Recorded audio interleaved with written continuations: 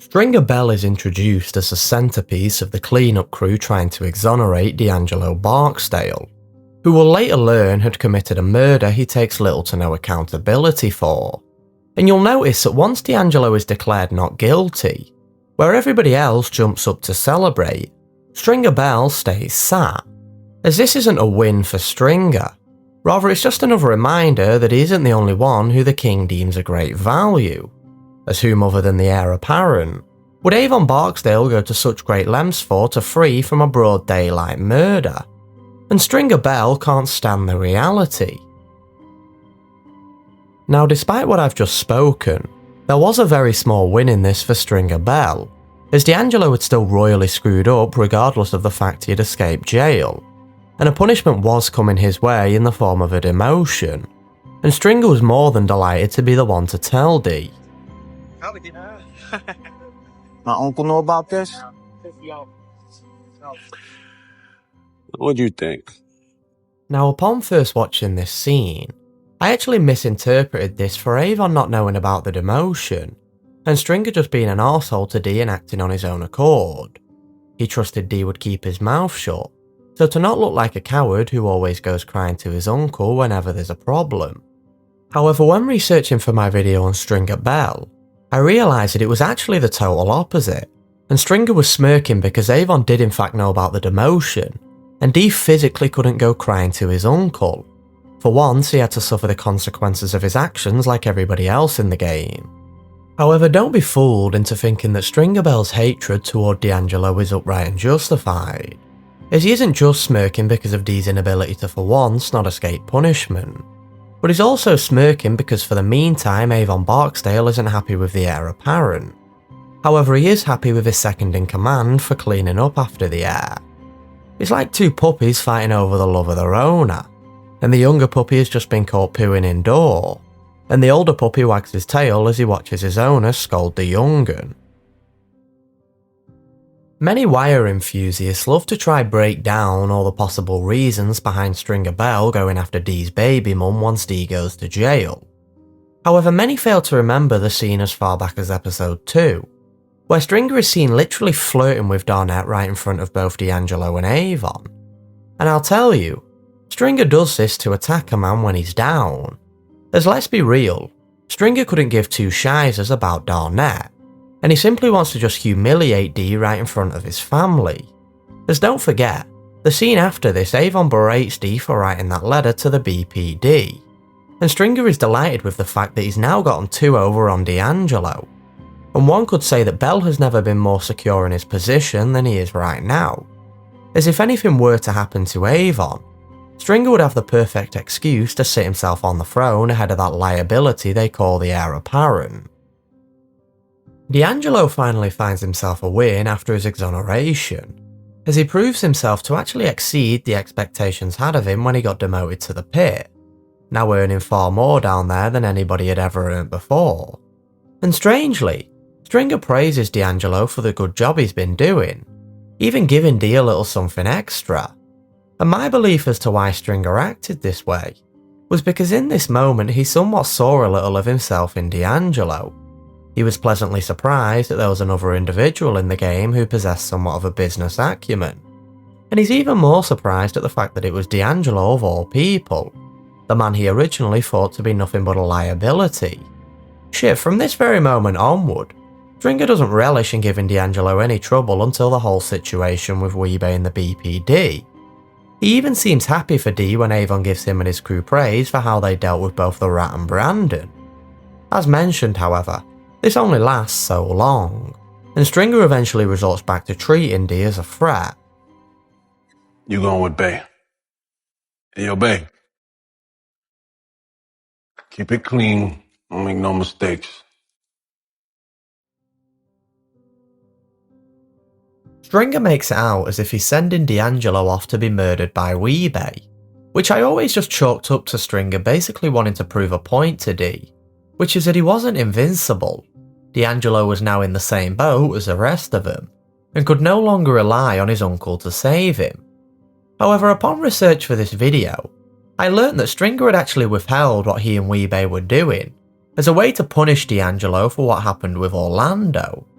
You see, word about Orlando wanting to move a little on the side realistically didn't come from D'Angelo, and it actually come from those who told D to inform Avon. And so to Stringer, as far as he were concerned, D'Angelo had no intentions on informing them of Orlando's plan, and would have more than likely gone along with it if it weren't for Stinkham and Bay. Which tells String that D'Angelo isn't as competent as he had recently been giving him credit for, and that he's still just a liability whose very existence threatens the entire organisation. Put it this way, if Stringer had it his way, D would have been killed behind the whole situation with Orlando and Kima. Listen, the last fucking thing I need is for the clean name on my liquor license to be dirtied the fuck up by you. You understand that, right? Avon, come on, man. Come on, Avon. Stringer ordering the hit on Wallace is a point of contention for many fans of The Wire. The justification behind it is even debated on by Bodie and Pooh. However, it was a justified murder, as Wallace had tried to leave the game because he couldn't stomach what had happened to Brandon, which is something that Stringer was firmly opposed to at the time. As if you remember, he tells D in episode 3 that the game is forever, which I find ironic as later on Stringer does his best to escape the game for the exact same reason Wallace tried to, that being violence and murder. Regardless, Wallace was still a liability who needed to be got. However, and I wholeheartedly believe what I'm about to tell you, which is that Stringer only pursued Wallace so relentlessly because he knew Wallace was somebody D'Angelo cared about, and killing Wallace was a way to really hurt D without getting into trouble. I mean, as far as Stringer knew, Wallace wasn't snitching, he wasn't getting high, and so aside from trying to leave the game, Stringer didn't really have all that much reason to have him got. He even ordered Wallace's best friend to do the hit, a massive smirk edged across his face as he manipulates Bodie, only adding to D'Angelo's pain. Now that I think about it, maybe taking out Wallace wasn't as justified as I remember, and when Bodie and Poot were arguing about it, they failed to take into account the fact that Stringer might have just wanted to hurt D'Angelo. Kid, you better think. Where the fuck is Wallace? Huh? String! Look at me! Look at me! Where the fuck is Wallace? Another major point of contention is why did Stringer kill D'Angelo, and was the murder justifiable? Many like to argue that it were, as D had shown time and time again that he was a liability, and the reasoning Stringer gave Avon was the real reason behind Stringer wanting to take D out. Yo, man, I took that shit off you, put it on me, man, because that motherfucker was out of pocket with that shit. 20 years above his fucking head. He flipped, man, they got you, me, and fucking Brianna. No fucking way, man. Hell no. Now, I'm not saying that Stringer is lying here, because he ain't, and if you remember rightly, the last time Stringer ever interacted with D was the time D started berating String about a murder, and so as far as Stringer was concerned, D had to go. Shit, it probably kept him up at night, constantly worrying that today might be the day D flips and puts him in. However, if you've been paying any attention to this video, you'll know that it's never that simple, and that there's always another reason. You see, Stringer wanted D gone long before he went to jail, as he despised the fact that D was a hindrance to his relationship with Avon. And so when both Avon and Darnett tell String that D is acting cold toward them, he sees it as a perfect opportunity to get rid of somebody he had wanted gone for a long time.